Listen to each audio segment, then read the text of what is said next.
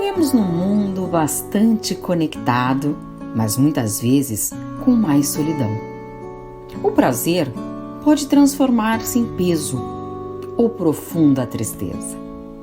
A vontade de morrer não aparece de repente, e o suicídio é uma última e desesperada tentativa de comunicação para libertar-se de um sofrimento que parece não ter fim. Neste momento de extrema fragilidade, ser acolhido é fundamental. Conversar com alguém pode ajudar. Isto é o que os voluntários do Centro de Valorização da Vida, o CVV, procuram fazer: compreender e aceitar, sem julgamentos e preconceitos. Tudo isso para olhar o outro do seu próprio ponto de vista, com empatia, de forma fraterna e que facilite o desabafo. O sigilo e a disponibilidade oferecidos pelos voluntários são valores fundamentais. O voluntário do CVV é uma pessoa comum, que compreende que somos todos iguais e que busca melhorar o autoconhecimento para se colocar cada vez mais aberto para entender a dor do outro. O voluntário sabe que a única coisa que o diferencia naquele momento de quem busca ajuda é apenas a circunstância da vida. Assim como as pessoas, o CVV nunca está pronto. Está em constante movimento a caminho do aprimoramento contínuo e precisa de você a ajudar a quem precisa.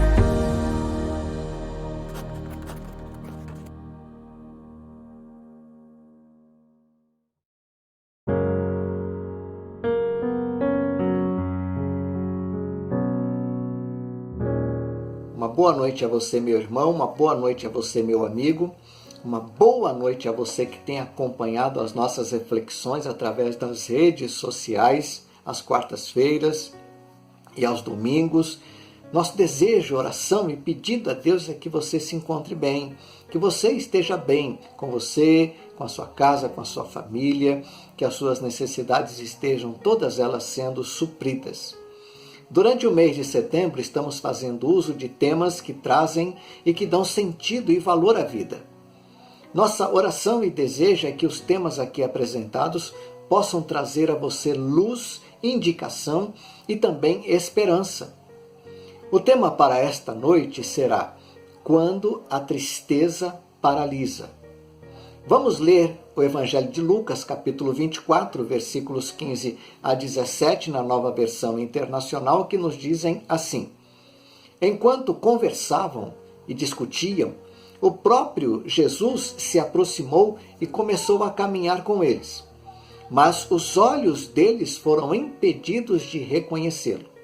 Ele lhes perguntou: sobre o que vocês estão discutindo enquanto caminham? Eles pararam, com os rostos entristecidos. O capítulo 24 de Lucas descreve o domingo, quando os discípulos e algumas outras pessoas aguardavam a ressurreição de Jesus.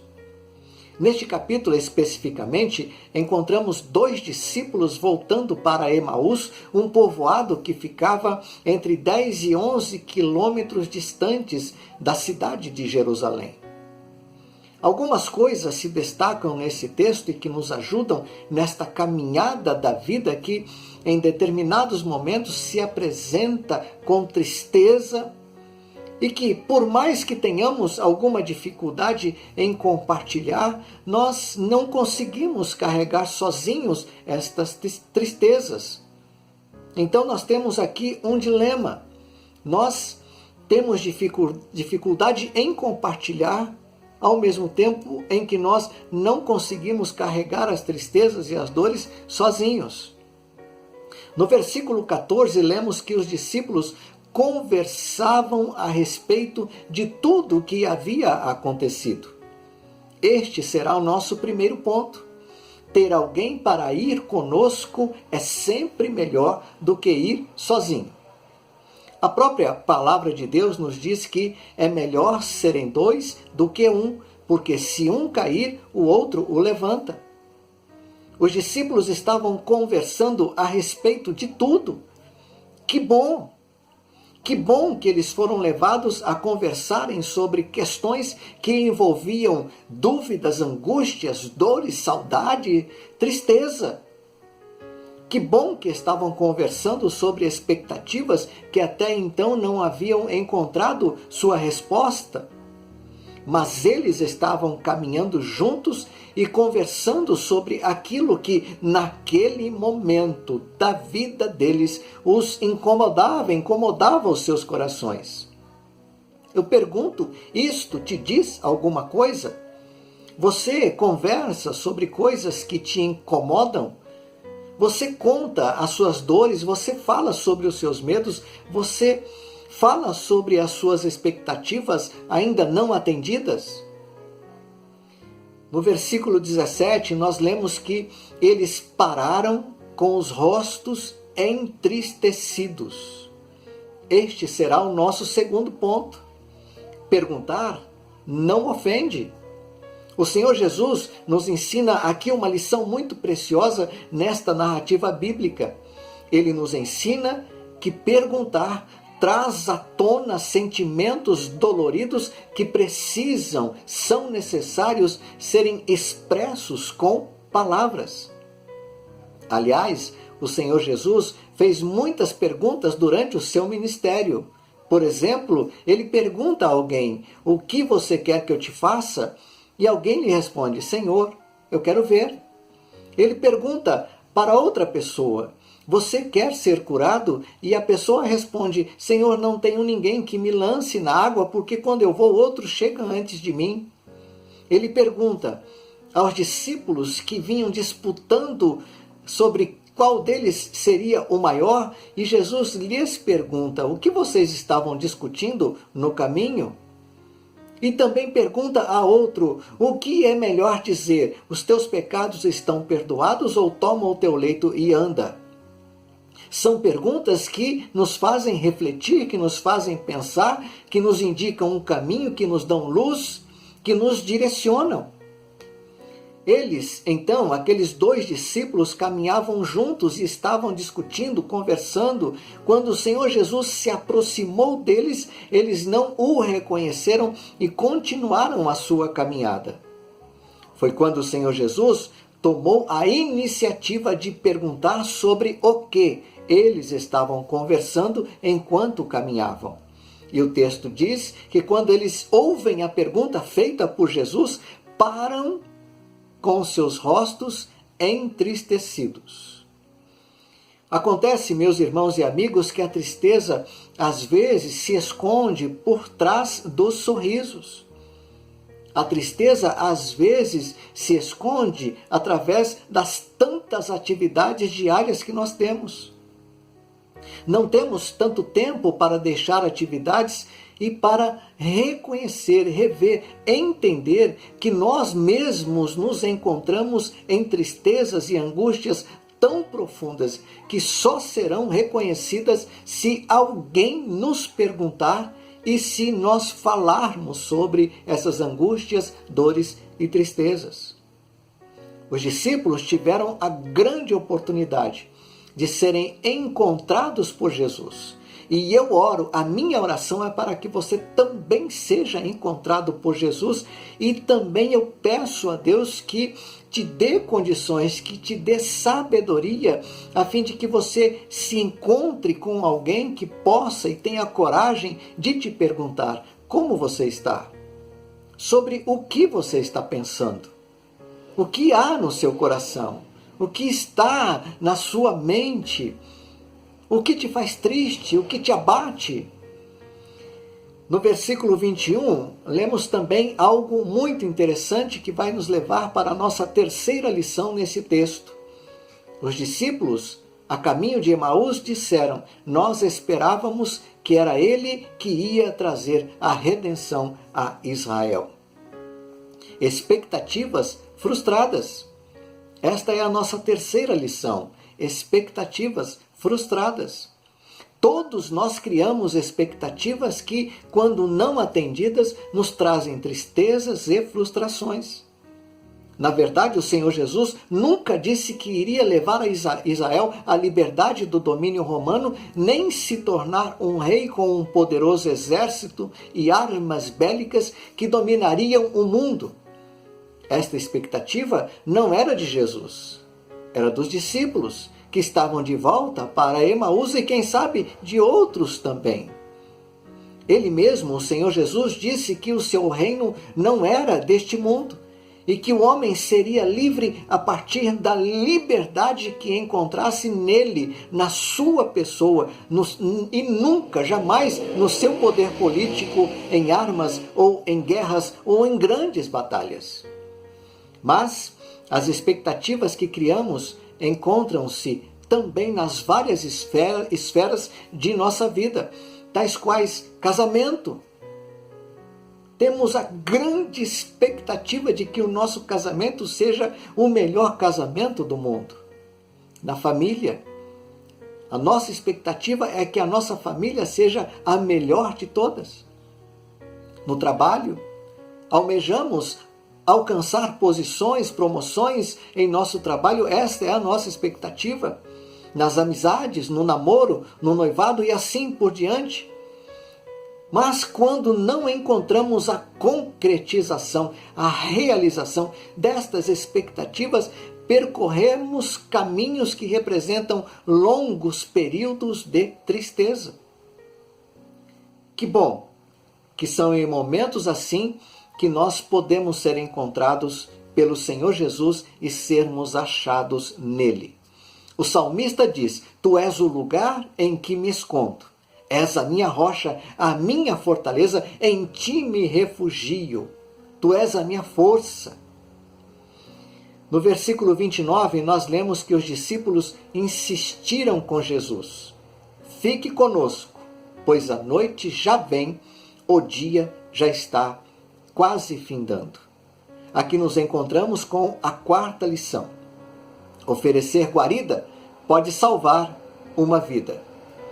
Em certo sentido, em certo ponto, eles queriam, aqueles discípulos a caminho de Emaús, ao mesmo tempo, dar pouso àquele estranho e receber dele aquilo que já estavam recebendo, que já vinham recebendo ao longo do caminho. Acolhimento, ouvido, atenção. Como é bom quando podemos ser ouvidos. Como é bom quando podemos receber guarida. Como é bom quando podemos oferecer guarida a alguém. Como é bom quando podemos dar ouvidos quando acolhemos as pessoas.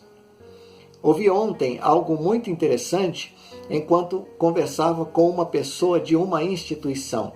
E esta pessoa dizia: às vezes nós somos tão egoístas. E eu lhe perguntei: como assim nós somos tão egoístas se o nosso desejo e vontade e prazer até é ajudar, auxiliar pessoas? E ele então me respondeu: pois é, quando nós estamos ajudando pessoas, quem mais é ajudado somos nós. Aliás, estudo britânico nos diz que aquele que faz bem a outras pessoas faz bem a si mesmo. Isto é muito verdade. Quem ganha somos nós, porque é dando que se recebe. Isto me levou a perceber que esta é uma boa realidade e uma boa oportunidade para mim e para você também.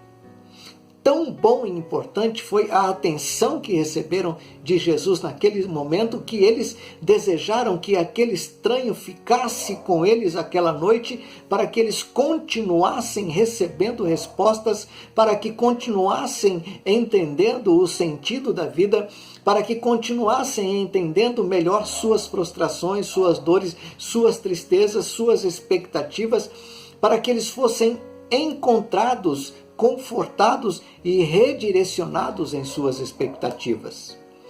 Tão poderosa foi a presença de Jesus que logo após terem reconhecido no partir do pão e após tê-los deixado, eles mesmos disseram: não nos ardia o coração enquanto nós conversávamos com ele? Como é bom quando ouvimos e reconhecemos a Jesus. Como é bom quando Ele mesmo direciona para nós pessoas que estão prontas a andarem conosco em nosso mundo de dor, de angústia, tristeza, expectativas não realizadas. O versículo 36, por fim, nos diz: paz seja com vocês. Esta será a nossa última lição. Nas suas dores, prestem atenção, nas suas dores, os discípulos continuaram juntos e ali receberam a paz que vem de Jesus. Até mesmo aqueles que estavam em Emaús voltaram para Jerusalém, se juntaram àqueles que tristemente ainda aguardavam de alguma maneira a ressurreição, a presença viva de Jesus. Foi quando Jesus se apresentou no meio deles e lhes disse: paz seja com vocês. Sim, meus irmãos e amigos, a vida às vezes se apresenta em seus momentos em que a tristeza, a dor, a frustração, as angústias, a falsa ou a expectativa que não se concretiza, parecem não ter fim. Momentos estes em que a frustração e a tristeza, a dor toma conta do nosso coração. Momentos em que as expectativas nos deixam no caminho, com os nossos rostos entristecidos. Mas existe um momento em que Jesus vem ao nosso encontro e nos diz: que a paz seja com vocês. Que assim seja, meu amigo, meu irmão, com a sua vida. Que a paz do Senhor esteja com você. E que Ele, em sua infinita graça e misericórdia, te dê como presente diário, constante, pessoas que possam andar com você e aquecer o seu coração. Pessoas amadas, sinceras, sábias, que possam fazer perguntas a você. Como você está? Como está o seu coração? O que você está sentindo hoje? Você está melhor? Nós vamos orar, sempre nos lembrando que a vida tem o seu valor. Paz seja com vocês. Paz seja com o seu coração. Permita-se ser encontrado por Jesus. E se permita também ser encontrado por pessoas. E quando lhe perguntarem como você está, abra o seu coração.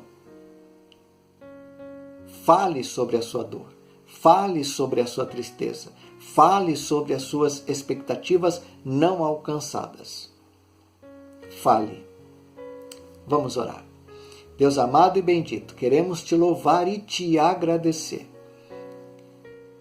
O Senhor nos deixa aqui um testemunho maravilhoso de que o Senhor se interessa por nós.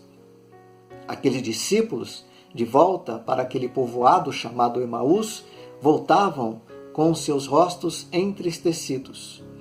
Se o rosto estava demonstrando essa tristeza, é porque o coração, a vida, já não lhes dava tanto prazer e alegria.